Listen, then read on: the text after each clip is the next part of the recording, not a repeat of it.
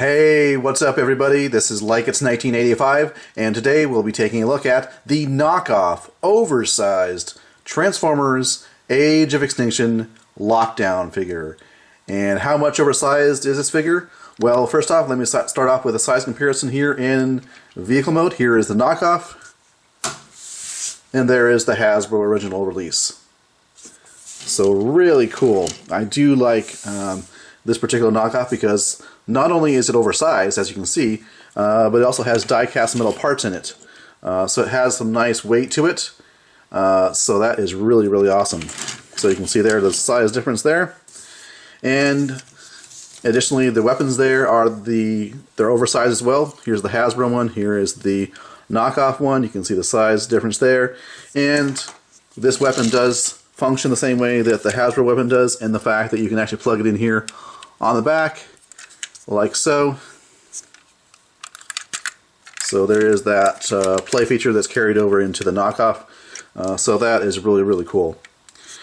So looking here, comparison-wise, they seem to be just about identical. And actually, the Lamborghini emblem here on the front looks more realistic than the one here does on the Hasbro version. You can see there's no detail there.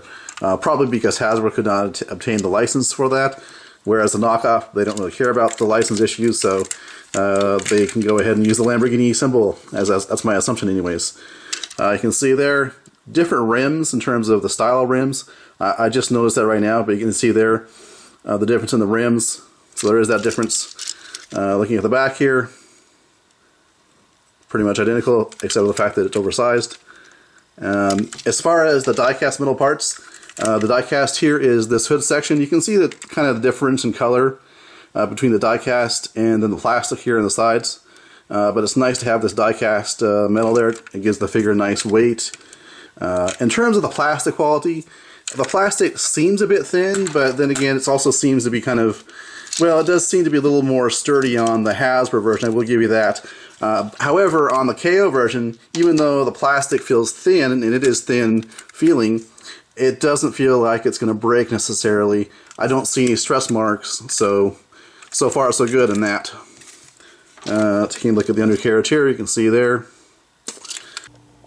So one thing that actually is a feature on the knockoff as opposed to the Hasbro original, you can see that both the passenger and driver's side windows are actually filled in with, translucent blue plastic, whereas on the knockoff there is no such plastic. So I actually like it better to have the windows, up here with the knockoff than not to have windows at all on the passenger side and driver's side on the original Hasbro version. So another thing that the knockoff does better than the Hasbro version is the windows, again, on the passenger and driver's side. So very, very nice to see that addition on the knockoff. Alright, so robot mode, you can see the comparison here between the Hasbro and the knockoff. Obviously quite a size difference. 3, 2, 1. Alright, so comparison here in robot mode. There is no comparison. This guy is way too small. The Hasbro original is way too small compared to this guy. This guy is fantastic in robot mode. He's got all the same paint detailing, as you can see. The difference being in the back here, of course, the backpack is different because of the way that the knockoff has the windows here, whereas the original Hasbro version does not. By windows, I mean the driver's side and passenger windows, but you can see the difference there. Other than that, they seem to be identical.